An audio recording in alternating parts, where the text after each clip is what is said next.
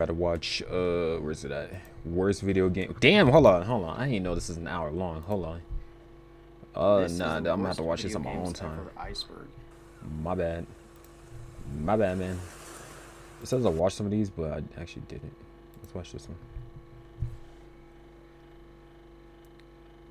Villains that were low-key on something. Hello, and welcome to the Los Pollos Hermanos family. My name is Gustavo, but you can call me Sus. Every hero needs a good villain. In most hero stories, it's pretty much a given that the good guys win and the bad guys lose. Nobody's watching a Spider-Man. Holy fuck. Holy, okay, 1080p? Alright. Movie on the edge of their seat, thinking how Peter Parker could die at any given moment. That's not where the intrigue comes from. In my opinion, bro, these stories are carried by their characters, especially the primary villain responsible for inciting the conflict that drives the story. A hero is only as strong as his villain, not in the sense of physical strength, but the strength of their character. We've all seen baddies who are evil just for the sake of being evil, or who have goals like world domination because hey, that's just what bad guys do. When the villain plays so heavily into cliches, they end up feeling like they exist solely because the heroes need something to defeat, which sometimes is the case, but you gotta make it so obvious. I woke up, took a shower, and something. The greatest villains in fiction are those with believable motivations. Not necessarily ones you agree with, but ideas where you can look at the villain and be like, yeah, I can see how you got here. In reality, right and wrong isn't so black and white. A little dash of moral ambiguity goes a long way to humanize an otherwise purely evil character and creates a much more compelling narrative. I want to go through a few of my favorite empathetic villains and make sure they're up to Pollo's standards. Oh shit, starting with one that absolutely no one is surprised to see, Thanos. Thanos was right, half of y'all need to go. That's a common sentiment I'm met with every time I open twitter.com. Follow me, by the way. And to be honest with you, I can't say that I disagree. What's crazy to me is how Thanos came to such a brilliant conclusion without even having to visit that godforsaken website.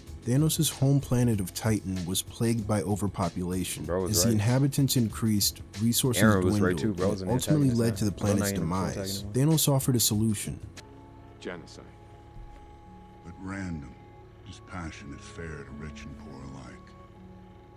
But the people rejected his plan, died anyway, and Thanos said I told you so and hit a Fortnite default dance on their bodies. After seeing what happened to his own home, Thanos made it his goal to gather all 6 Infinity Stones and use them to enact his plan on a universal scale, so no one would ever have to suffer the same fate as his planet. His cause was noble, but there's just one problem with his plan. It's shit.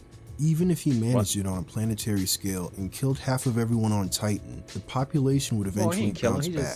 So this plan is something that has to be applied at regular intervals rather than being a one-time fix-all. Also, a lot more than half of all life is going to die, and it's quite possible that several planets will go extinct as a direct result of the snap. On Earth, people were snapped out of things like driving a car or piloting a plane. The snap would also cause millions, billions, or trillions of indirect deaths. Some people may get off with just an injury, so they can go to the hospital and... Oh, wait, half of our doctors are gone. We'd lose essential workers like healthcare providers, truck drivers, farmers, or even Twitch streamers. People are resources too, and if the people managing things like food and water cease to exist, those resources are gone as well. There will be less mouths to feed, yeah, but also less hands to feed those mouths. I know I'm not the first to say it, and I sure as hell won't be the last, but what was so wrong with doubling the universe's resources instead of having the people? Don't get me wrong, that's not a flawless plan either, but it would still prolong the whole everyone wondering where their next meal will come from for several more years at the least. But wondering what your next meal will be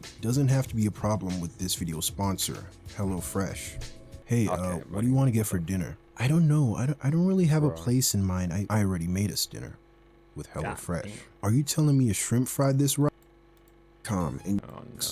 His motivation behind the snap was very different in the original comics. It was much simpler. Instead of killing half of the universe to prevent overpopulation, he did it to impress a girl. In the Marvel comics, the personification of death is represented by a woman, and Thanos is obsessed with her. She's entirely responsible for the Mad Titan that everyone knows today. Thanos was originally just some nerdy kid with purple skin. As a teenager, he carried out the first 2 murders in the history of his planet Titan because death told him to. 2 murders turned into 17, and then he killed his own mother and destroyed his home planet. He He continues his God rampage damn. throughout As the a mama? cosmos, killing everyone from superheroes to his own children, all while being strung along by a flimsy promise from death to eventually be with her. And honestly, this is a villain motivation I can get behind. Restoring balance to the universe wait, out of some what? twisted sense of altruism, who can relate to that? Chasing somebody with no interest in you, now that's relatable. Not for me though, I'm Okay, built bro. No, different. that's So how did she react to all the blood he shed for her? Huh? Yeah, that's cool, or whatever. If you really loved me, you would eradicate half the universe. So, he tracked down all 6 Infinity Stones, built a shrine for her, moved entire planets to spell his crazy. name, and snaps half of all life out of existence. All What for a did she woman that think don't about want this? Yeah, it's okay, I guess. I'm gonna go with Deadpool.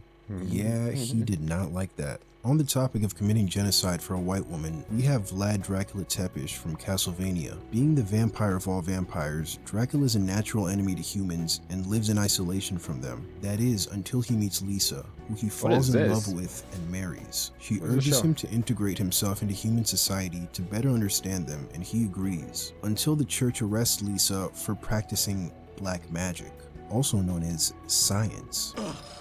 It moves Oh, on wait, its what? own. And they burn her at the stake. Half of y'all? Nah.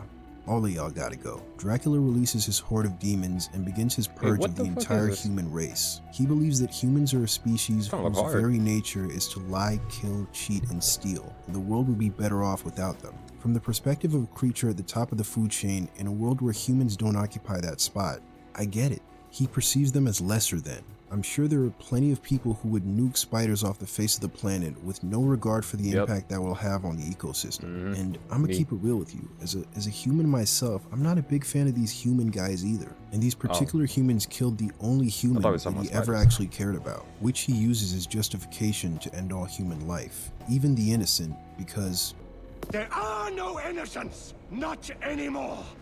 Any one of them could have stood up and said, no, we won't behave like animals anymore. well, yes, but actually no. Someone could have stepped up to the church and tried to stop it, but they'd swiftly be given a nice warm spot right next to Lisa. The church is corrupt, and the show goes to great lengths to hammer that point home. Whether you're religious or not, I think everybody can acknowledge the importance of the separation of church and state. Holy Absolute shit, they got power the Pope corrupts on it. absolutely, and men of the cloth are no different. When a religious leader is also the head of state, they may start to act as if they themselves are the damn. religion, and Nigga, pervert lay the up message on with time. things that were never there for their own self-benefit. Imagine walking into a Chipotle and being like, God said you should give me an extra scoop of— get the fuck out. Okay, so yes, Dracula's right that humans lie and cheat, but that doesn't mean that there aren't any innocent. The villain that actually presents the best point is this particular demon who kills the bishop in episode 4. She was a witch! Lies in your house of God? No wonder he has abandoned you. But we love you. We couldn't be here without you. Let me kiss you. Yeah. He then gives him a smooch on It's the fine, cheek man. He and just tucks wanted to him in kiss. good night. Yeah. He ain't gonna do Naruto anything. is a series in which there aren't really any evil villains, just a bunch of people with good intentions who are a little misguided.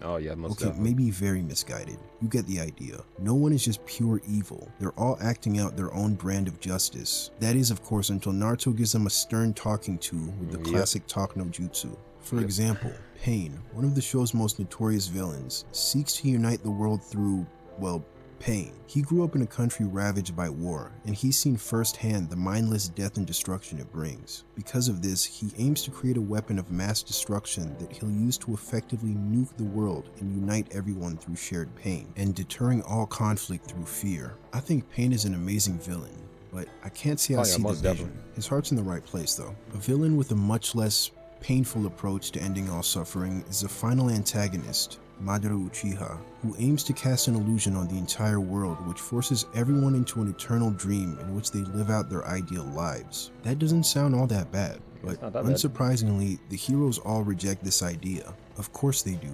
Even though they're offered paradise, they choose not to accept it because it's not real, or at least That's not also what true. they know to be real. No one wants to be plugged into the Matrix. This phenomenon is exemplified by philosopher Robert Nozick in his thought experiment, the experience machine, which posits that humans don't just chase pleasure. If presented the opportunity to enter a simulated reality far better than the current reality, most people would not enter the simulation. Reality, even with its suffering, still holds an intrinsic value that makes it better than the like it purely really depends on the pleasurable person, to be simulation. honest, bro. However, I don't think that this proves people don't want to be in the Matrix, the most or rather, you people seem just the most don't want to happiest know in they're the in world, the bro. Matrix. But like, Even deep if the inside, solution that you Madara depressed. offers is a better and you'll one, take that. aka a perfect world in which Boruto never exists, everyone will reject I don't it know. simply because Yeah, they so it just already depends. know it'll be a dream, and no one wants to willingly plug themselves into the Matrix. Another execution of this plan is the final arc in Persona 5 Royal, which no. I know just released on all platforms, so a lot of people are playing it for the first time. Big spoiler warning ahead for y'all, so this is your chance to skip ahead.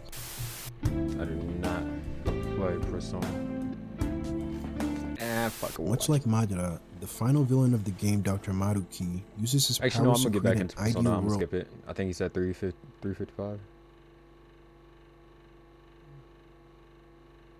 Let me get like around here. Ooh, Black Panther. Hold up. He fleshed out the game's themes of individuality and personal autonomy. Next up, we got Black Panther's Eric Killmonger. This movie gotta have the Killmonger most was cool. preventable villain of all time. We're given a look into his origin story in the prologue, where the previous Black forgot why- Panther is I think forced he to wanted kill his revenge or own something, I brother who forgot. betrayed him, leaving his son Eric an orphan. Now, after killing his bro, does he A, bury the body and take his nephew back to Wakanda, or B, bury the body and leave his nephew in the US, but take care of him from the shadows? Nah, let's leave the body there for the child to come find, thus traumatizing him and then Yeah, that forcing him shit to was figure out how to support crazy. himself into adulthood. What was the reason for this, you may ask? I chose my people. I chose Wakanda. Bro, that is literally your people. Wakanda has this Right, motto of not within our borders, not our problem. Look at these African children seemingly living in poverty just outside the border. Or are they just actors put here by Wakanda to keep up the image that they're a developing country? Either way, they're outside the line, so fuck them. Wakanda has had vibranium for millions of years, which means they sat through the slave trade while being the most technologically advanced society and plugged their ears going, None of my business. It's none of my business. apparently, their motto also applies to their own flesh and blood. Killmonger wants to take Wakanda's resources and help the rest of the world. And God can damn. anyone really disagree with him? Now, he wants to do that by starting a race war. You had me in the first half, I'm not gonna lie. The X-Men film series is one of incredibly inconsistent quality. Wait, that was but it? One constant is Magneto. No matter the movie, I always find him to be an incredibly compelling villain. Another constant with these movies is the perennial struggle between mutants and non-mutants, and usually leading a group Magneto of was radical cool. I forgot mutants his is motives, Magneto. though. And can you really blame the guy? Surviving the worst genocide in history, having his mother killed in front of him by non-mutants, trying to exploit his powers, trying to live a quiet life and having it all ripped away from him once again. If there's anyone with a valid reason to start a race war, it's this guy. I'll never get over the irony of telling a Holocaust survivor to excuse men just following orders, which gave us one of the coldest lines in the entire franchise. I've been at the mercy of men just following orders. Never again. Attack on Titan. Okay. Nah, I'm just kidding. I'm not about to defend mass murder for like the third time in this video. Bro, please, bro. Or am I? Gurren Lagann is an anime which epitomizes started from the bottom, now we're here. Actually, the characters even know literally this start was this. from below the bottom, and at every stage of the show, the All I'm villains saying is provide Aaron's much right, more Lowkey, convincing bro. arguments than the heroes. They live in a world where all the humans live underground in fear of creatures known as beastmen, who roam the surface killing humans indiscriminately. In one of the underground villages, they only have enough resources to support 50 people, so anytime they exceed that Nigga, what is population, people are chosen at random to leave to the surface. It's not the most crazy. compassionate solution, but hey, it gets the job done. The alternative is to let the number continuously grow and eventually suffer food shortages. It sets an upper limit, so it's still a better solution to overpopulation than Thanos had. The main characters don't offer a better solution and just kind of say, hey, this is bad. We later learn that the Beastmen are also performing their own population control. By killing humans who reach the surface, they keep the world's population under 1 million, because reaching 1 million could spell the end of the human race. Damn. Again, the heroes just say, this is bad, stop doing this, and kill the leader of the Beastmen. Fast forward a decade, and humans have gone from this to this, and the population hits 1 million, triggering the protocol set by an alien race to eradicate humanity. That's Apparently, crazy. the rapid evolution of the human race is due to an energy known as spiral power, and the overuse of this power will eventually lead to the end of the universe. And this is what the aliens are trying to prevent. Once again, the humans offer no alternative solution and just kill the final villain. Village running out of resources? We don't give a damn about that. Humans evolving too quickly? We don't give a damn about that. Causing the death of everything in existence? We don't give a damn about that. That is The end of the universe? ridiculous. Nah, that sounds like a problem for later. You could show the main cast of this anime this picture, and their answer would unironically be simply handle the situation. Trying to present them with any logical argument is just going to end up with you 6 feet deep. Next is Silco from Arcane, What the the fuck best is this? villain in I still gotta anything watch I've seen in recent memory. The man isn't afraid to play dirty. He'll lie, kill, and betray to get what he wants. And what he wants is independence from a progressive city built on the suffering and exploitation of his people, a goal more real and understandable than most villains in fiction. He only really sheds blood when he needs to, and ultimately reaches his goal through diplomacy. Some people had complaints about the new Batman movie and all the changes that they made to the villain, but I couldn't disagree more. Batman stays true to the villain that he's always been and continues his trend of bullying and beating on the mentally ill. While far from a noble cause, I respect the writers sticking to the source material, and at the end of the day, hey, he doesn't kill anybody, so it's a-okay. For a villain with the most tragic origin story, I gotta give it to Dr. Doofenshmirtz. Neither of his parents showed up to his own birth. That shit was With a backstory like that, man, you could be up to the most devious, nefarious evil deeds, and the world would simply have to understand. Next is Ganondorf from The Legend of Zelda. I mean, I get it. If I was the only triple F doggy doo-doo stinky 2-pack of ass tier character in a Smash Bros game, I might have to start my own villain arc. And last but not least, the one that everyone's been waiting for, we got Arthur the Aardvark. In terms of an empathetic villain,